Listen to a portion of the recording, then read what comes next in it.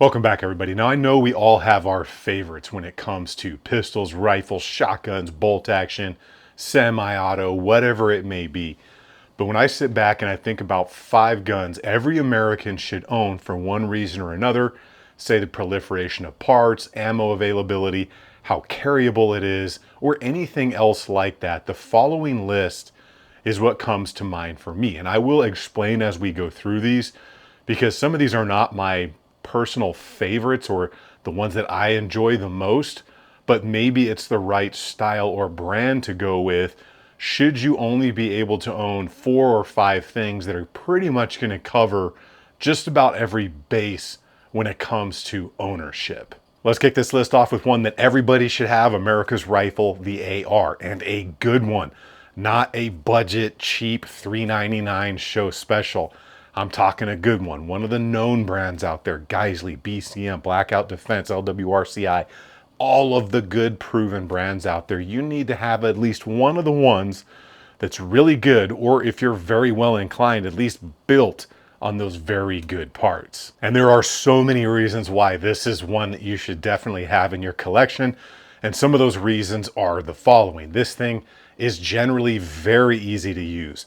They're extremely versatile. They're carryable and very effective and proven over the past almost 70 years of their existence, especially when you use the right ammo. Parts availability for the mil-spec version is almost endless, and it's swappable between them should you ever need to change a part. Even shorter variants are very good out to 300, 400 and beyond. And while energy delivery past 400-ish may not be the best, I have not met anybody that wants to take a Pepsi challenge at even 800 or 1,000 yards while eating a 77 grade SMK, especially if it was made by my boys over at Badlands. Even at probably 1,200 yards eating a 77 grainer, you're going to take a knee for a very long time. These rifles are extremely easy to use. Generally, even with minimal training, you can get people up and running with these things and have them perform pretty well and very accurately within just a couple of days.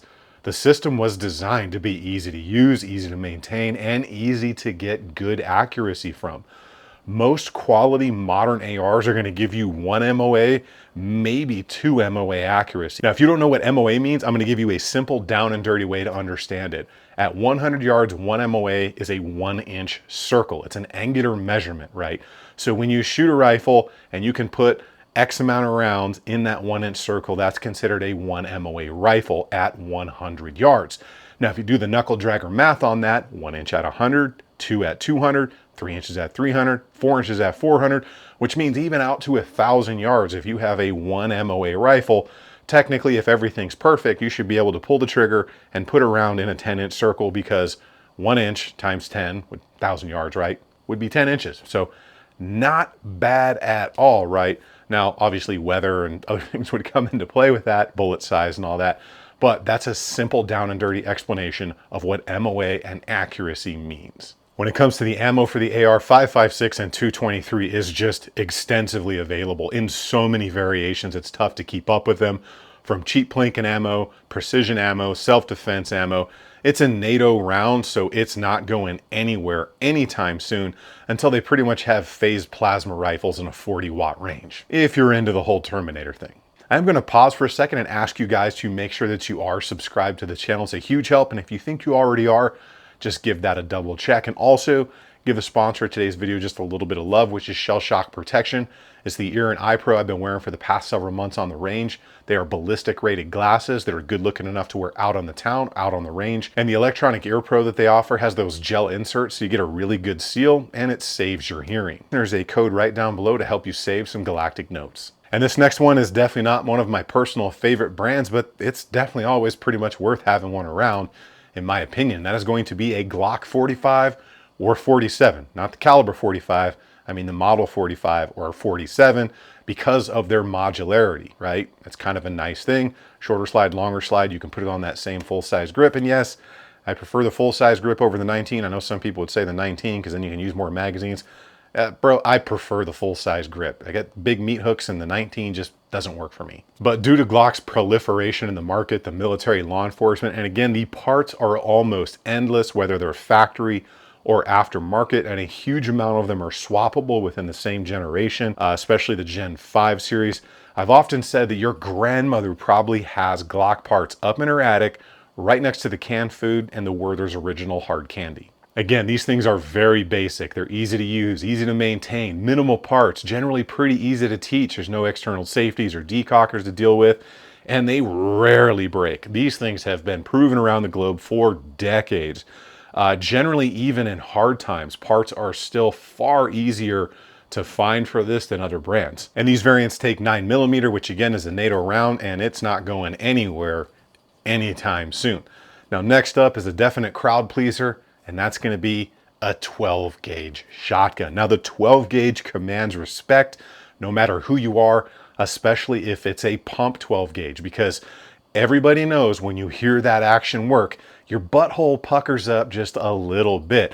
Even when I'm out on the range and I hear that 12 gauge action work, I'm thinking to myself, man, I hope that thing's pointed in the right direction, because the 12 gauge is a boss. Now, whether it's a pump or a semi-auto, these things are extremely reliable. Even the cheaper ones out there these days, they're pretty simple, especially the pumps. They rarely break if they're a full mechanical pump. They're moderately easy to use even for newer users. They're easy to maintain. And the good ones, especially the pumps, like I said, rarely, if ever, fail. They are, however, a little bit more difficult to control. And I've often said, just like a 1911, if you don't run a shotgun, it will definitely run you.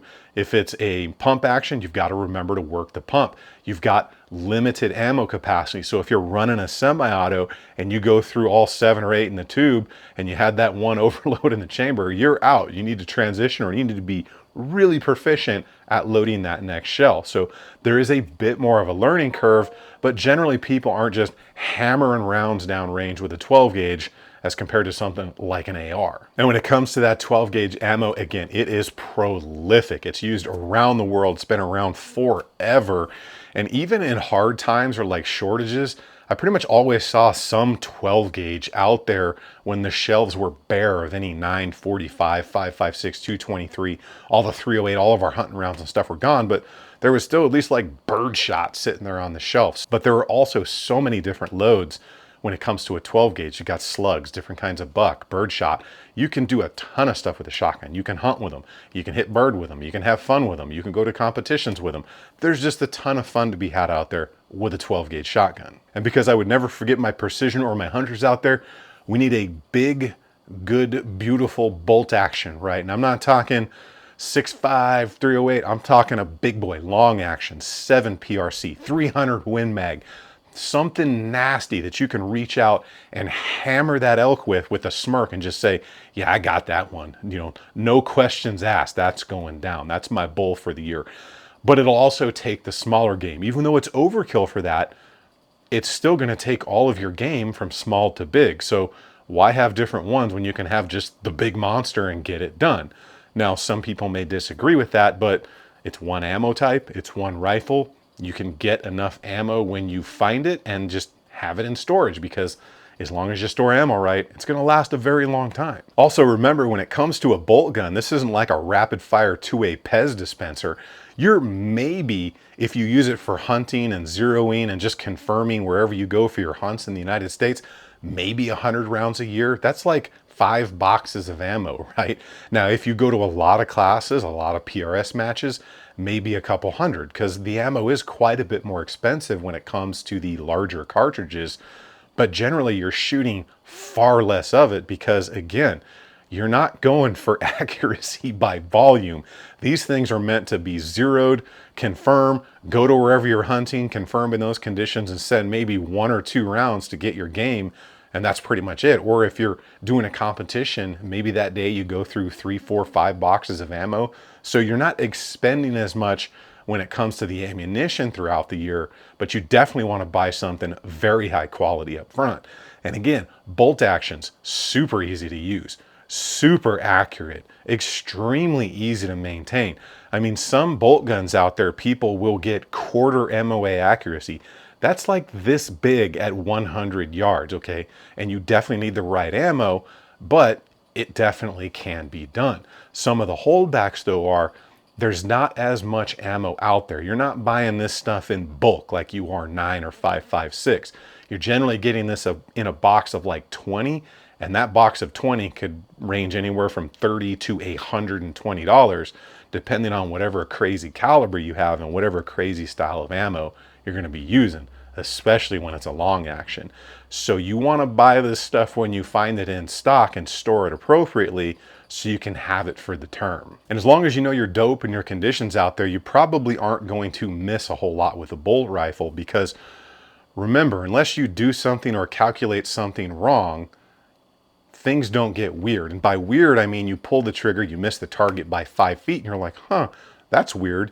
And then you remember that you zeroed that rifle with a 150 grain projectile, but you're shooting 190 grainers, and effectively your feet off target because of the difference. So there is a bit more of a learning curve when it comes to those longer distance shots, but that information is all out there for you to practice with. And last up is a place where many of us often start, and that is with a good 22 rifle, right? The 22 LR.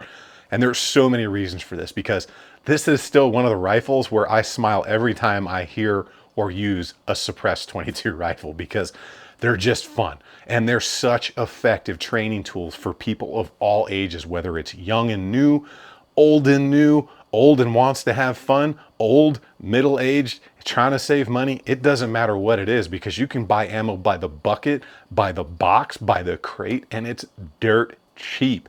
And then you save the really nice stuff for when you're doing, like, I don't know, a 22 LR match, or maybe when you're doing a little bit of property management with some of those smaller pests out there.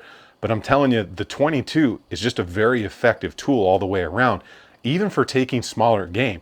In fact, one of my buddies was on his porch during deer season and took a deer that walked right in front of him with his 22 rifle.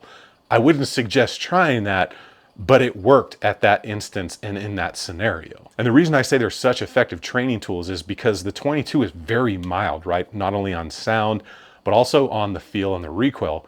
Because could you imagine taking someone who was a little bit timid and putting them behind some monster long action like a 408 Shytac and just letting one rip? It's probably not going to be the best experience for them. Sometimes you got to kind of wean people into it, and the 22 LR is just a great place to start. Most of these things are going to be small, lightweight, pretty accurate, very affordable. Again, the ammo is super cheap. There's ones that are folders, takedowns where they break in half for backpacking trips.